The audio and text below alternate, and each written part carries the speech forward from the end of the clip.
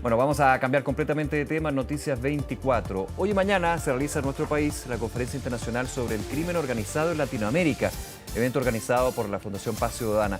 Vamos a hablar de este tema, también de las últimas cifras dadas a conocer por el gobierno en cuanto a homicidios consumados en el país. Para eso nos acompaña el director ejecutivo de la Fundación Paz Ciudadana, Daniel Johnson. Daniel, muchas gracias por acompañarnos. Muchas gracias por invitarme. 24 horas. A ver, partamos primero con este encuentro. ¿Por qué es relevante? ¿Por qué es relevante que se genere este encuentro sobre organizaciones criminales y que se genere en Chile también? A ver, primero porque nosotros tendemos a inventar la rueda muchas veces.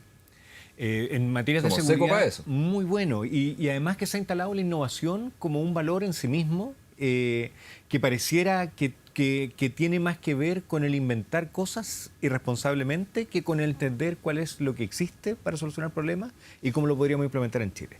La innovación no es responsable si yo no estudio primero todo lo que se ha hecho en otros lugares. Cuando han tenido, en los lugares donde han tenido problemáticas similares a las que tenemos nosotros en Chile y medimos cuáles de esas, o estudiamos o revisamos estudios que hayan medido cuáles de esas medidas han sido o no han sido exitosas.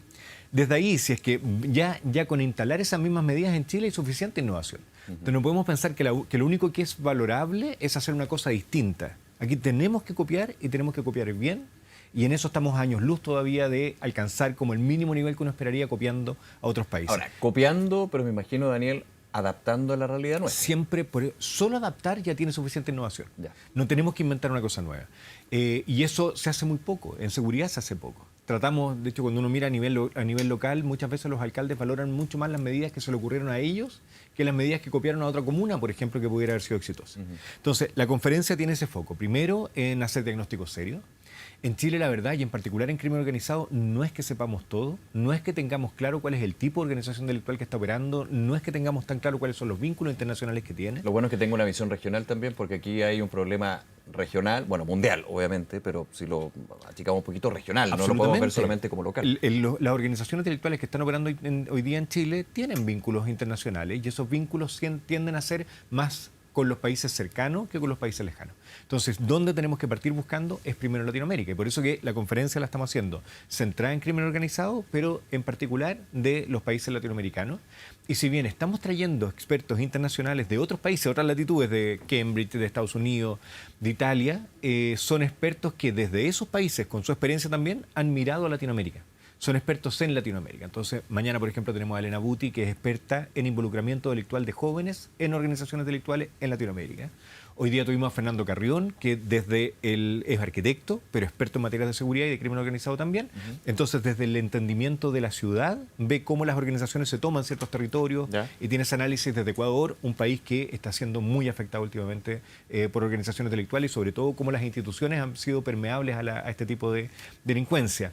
Y tenemos también, por ejemplo, mañana a Benjamin Lessing, que es experto en el Comando Capital de Brasil, de esta organización que desde las cárceles de Brasil se ha tomado un poco la inseguridad y la delincuencia. Entonces, tenemos distintas miradas, pero siempre con foco desde afuera en Latinoamérica para implementar medidas más efectivas. Ahora, aquí siempre uno se hace la pregunta y lo aterrizo, digamos, al caso chileno, entendiendo que aquí hay una situación, insisto, internacional, mundial, regional.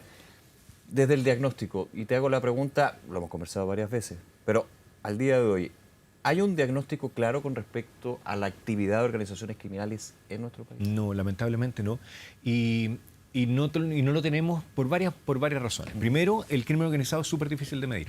Porque el mejor crimen organizado, o el más mejor, no porque haga un bien. El que no se ve, el que no se mide. Exactamente. Claro, el crimen organizado funciona en la mayoría de los casos oculto.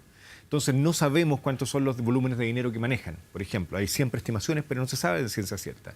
¿Cuánta gente tiene? Tampoco. Y ni siquiera cuántos delitos, porque muchos de los delitos que cometen las organizaciones delictuales son extorsivos. Entonces un secuestro extorsivo se denuncia mucho menos que cuando es un delito de robo, por ejemplo, en la vía pública, en que uno no se siente profundamente amenazado por la persona que está cometiendo el delito de hacerme un daño si es que yo lo denuncio. En estos otros casos es mucho más difícil de ver. Y por lo tanto, los estudios que tenemos que hacer son distintos. Y hay que mirar cuáles son los antecedentes que estamos teniendo, cuáles son las vinculaciones que vamos identificando a través de las investigaciones penales entre los distintos miembros de organizaciones, a través de las escuchas telefónicas, es otro set de herramientas. Y por eso que es tan importante la inteligencia. Aquí el fortalecer, está el proyecto de ley hoy día, hay dos proyectos de ley, o sea, el de inteligencia del Estado, el sistema de inteligencia del Estado y el de inteligencia económica. Ambos son fundamentales porque es la única forma de poder entender el funcionamiento de estas organizaciones a través de mecanismos de ese tipo. Déjame hacer un punto ahí, desde la visión que tú tienes y también de Paz Ciudadana. ¿Cómo ven la discusión de estos dos proyectos? Porque con todas las conversaciones que he tenido acá en este estudio, telemático o no, siempre vamos con el tema de la inteligencia y cómo mejorar el tema de la inteligencia con los dos proyectos, desde parlamentario y todo, o sea, es transversal de que es necesario estos dos proyectos. Pero tú ves que haya una discusión cuando uno empieza al detalle de los proyectos, dicen, sí, podría ser mejor este proyecto, esta iniciativa sobre inteligencia. Lo que nosotros pedimos básicamente a todos los proyectos y que parece absolutamente obvio y por obvio no se hace muchas veces es el objetivo. Inteligencia, ¿para qué? Primero, hay que definir bien qué es la inteligencia, porque en el proyecto de ley, por lo menos del sistema de inteligencia del Estado, el sistema se le atribuye la responsabilidad de generar inteligencia, como si todos entendiéramos lo mismo por inteligencia. Claro. ¿Qué es inteligencia? Un documento que hace un análisis de una situación. Inteligencia es la capacidad de identificar un problema. La inteligencia es la capacidad de poder insertarte ocultamente en organizaciones intelectuales. ¿Qué vamos a entender por inteligencia? Eso es lo primero, y eso no está claramente definido todavía en el proyecto de ley. Y segundo, el para qué. O sea, ¿qué es y para qué? ¿Cuál es el fin? Si el fin es insumar, por ejemplo, al presidente para la toma de decisiones, bueno, ¿qué esperamos que el presidente haga con esas decisiones? O sea, esperamos que el presidente entonces instruya, por ejemplo, a las policías para que puedan hacer una persecución en un caso, al Ministerio Público para que haga una persecución penal, al Ministerio de Salud para que prevenga una cierta acción, por ejemplo. Si eso tampoco lo tenemos claro, la verdad es que el objetivo, si no definimos simplemente el qué es lo que vamos a entender por inteligencia y cuál es el objetivo que tiene, la verdad es que la institucionalidad se nos puede caer. Y lamentablemente nosotros nos hemos entrevistado con distintos actores del sistema y hay un entendimiento distinto de cuál es el fin de este sistema. Hay algunos que piensan que la inteligencia debería ser más bien para prevenir riesgos internacionales, otros que lo que está funcionando hoy día consideran que puede ser súper sano porque ya hay una coordinación, por ejemplo, de la ANI con las policías, entonces consideran que eso es suficiente, pero necesitamos, según nuestro punto de vista, montar un sistema que sea capaz de proveer de inteligencia, pero para la persecución penal. Claro, porque aquí estamos hablando de prevención, o sea, la persecución, obviamente, pero reforcemos la prevención. Es que absolutamente. Por la dificultad que tiene. Aquí nadie tiene la varita mágica y el que la tenga, por favor, lo invitamos a este estudio. Pero la verdad es que hay un punto que ha sido sumamente descuidado. De hecho, hoy día en la conferencia estuvo la ministra Toá y la ministra planteó esto con fuerza y nosotros estamos totalmente de acuerdo. En que en Chile solemos ver como el camino más corto para resolver el problema de inseguridad en la persecución y fortalecer la persecución. Por supuesto que es importante y es necesario y eso tiene que estar. Pero no vamos a evitar desde la persecución el impacto de la delincuencia de manera relevante. ¿Por qué? Cuando un joven se vincula en una organización delictual, los primeros años suelen ser los años más prolíficos y más dañinos. Los jóvenes suelen tener menos control de impulso y los delitos que cometen suelen ser más violentos. Entonces, al principio de la conducta delictual cometen más delitos y más dañinos porque son más violentos. Y después tienden a bajar en cantidad y en gravedad y terminan las carreras delictuales relativamente temprano, 35, 40 años. Porque no da el físico, porque sientan cabeza, porque tuvieron un evento significativo en la vida, por ejemplo, fueron padres o estuvieron a punto de morir. O porque mueren. O porque mueren también, lamentablemente un porcentaje importante. Entonces, si consideramos esa trayectoria y uno, por ejemplo, fortalece el sistema de persecución, lo que va a lograr es tenerlo más tiempo preso probablemente. Pero tenerlo preso... Ya está capacitándose y generando nuevas redes de... Exactamente. Son 3 años y medio las penas promedio. En ese tiempo va a estar privado de libertad, pero va a estar fortaleciendo su capacidad de cometer delito. Y muchas veces la cárcel ni siquiera es incapacitadora porque a través de los teléfonos celulares que sabemos que están operando en las cárceles se cometen delitos también. Entonces, si comparamos ese efecto, que es el que podemos tener a través de profundizar la persecución, con el efecto que podríamos tener evitando que se inicie esa carrera delictual, la diferencia es radical. Pero lo que solemos pensar es que evitar el inicio de una carrera delictual, claro, hay que terminar con todos los problemas sociales. Es muy difícil, pero no es así. De hecho, hay estudios que ya han demostrado en otros países, y eso lo estamos tratando de replicar en Chile, de demostrar cuáles son los factores de riesgo más determinantes en el inicio de una carrera delictual. Por ejemplo, hijos de papás que estuvieron privados de libertad. Por ejemplo, niños que no están siendo llevados al control de niños sanos. Por ejemplo, niños que están siendo excluidos del sistema escolar. Deserción escolar, ausentismo. Ausentismo. Si uno agrupa los niños que concentran 2 factores de riesgo de este tipo, por ejemplo, la probabilidad que tienen esos niños de inicio de carrera electoral es extremadamente alto. Y por lo tanto, no estamos pensando en pegarle al bulto, aunque nos encantaría tener programas para resolver los problemas sociales de todos los niños. Y eso sería maravilloso. Pero si lo que queremos evitar es el inicio de carreras electorales, tenemos que determinar cuáles son los factores que inciden en eso, en el inicio de una carrera electoral, y prevenirlos en esos niños. Y son programas sumamente acotados, porque la población que concentra estos factores de riesgo no es tanta, pero que pueden ser muy efectivos. De hecho, hay medido efectividad del 30-40% de niños que se puede evitar que inicien una carrera electoral si se tratan pertinentemente.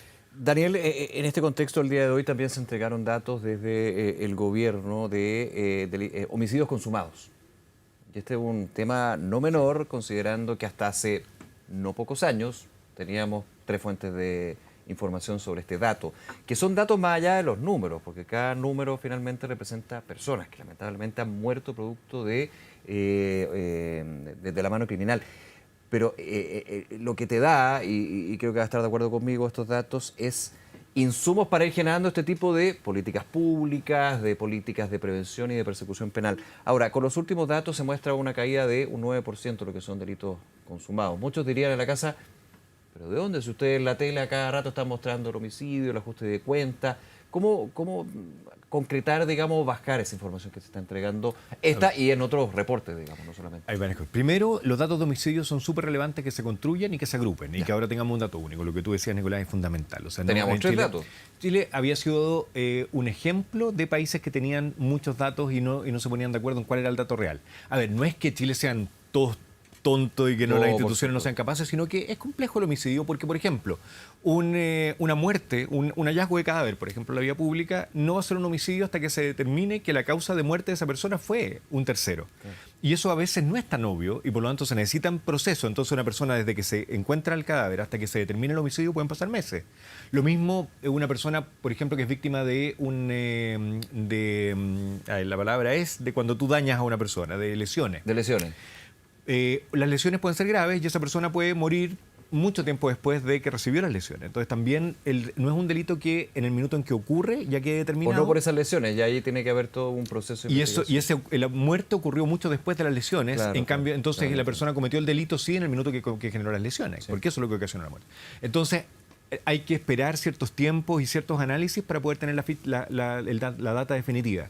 Y por eso que nos preocupa que se analice demasiado rápido, que sacar conclusiones demasiado apresuradas. Ahora entregaron el Ejecutivo los datos hasta el mes de junio, creemos que es un poco cerca, que hay que ver cómo evoluciona. Y también periodos cortos, porque afortunadamente los homicidios son mucho menos que otros tipos de delitos. Por ejemplo, los robos son cientos de miles, entiendo, los homicidios son menos de 1000, o sea, alrededor de menos de 1000 cada 6 meses.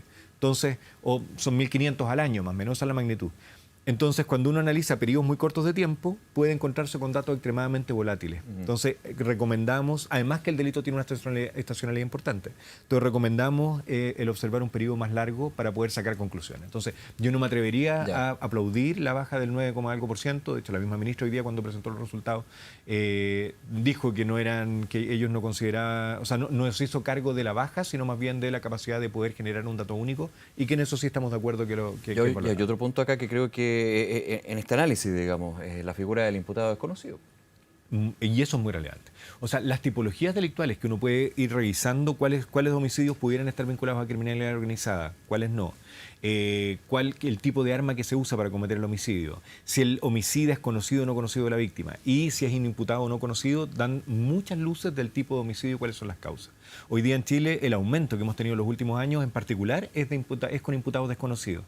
Y en un homicidio nosotros lo diferenciamos más bien por el homicidio como fin último o el homicidio como medio.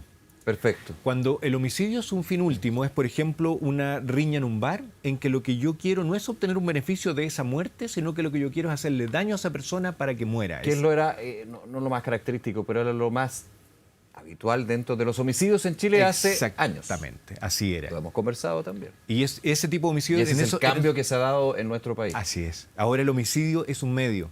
¿Es un medio para qué?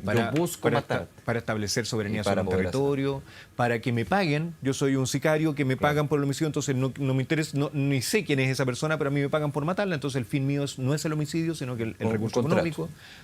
Y eso marca una diferencia bien nítida. Hoy día estamos teniendo muchos más delitos de homicidio que son vinculables al homicidio como medio. Y cuando se vincula a homicidios como medio, en general son organizaciones delictuales. No es de una persona sola, sino que en general hay mucho más vinculación con organizaciones. Y también eso se vincula a mayor uso de armas de fuego, a menor conocimiento de la víctima y el victimario, y a el imputado desconocido que da cuenta de una persona que se pudo esconder una vez cometido el delito. Cuando es una riña en un bar, no se esconde. Cuando es una violencia intrafamiliar, en general muchas veces hasta se entregan, pero normalmente no hay un ocultamiento. En cambio, en este otro tipo de homicidio hay una planificación y hay un ocultamiento exitoso, y por eso que no sabemos quién fue el que lo cometió, y hay un mayor registro de imputados desconocidos. Daniel Johnson, como siempre, muchas gracias por acompañarnos en Noticias 24. Muchas gracias por invitarme. Que vaya muy bien, nos vemos. Gracias.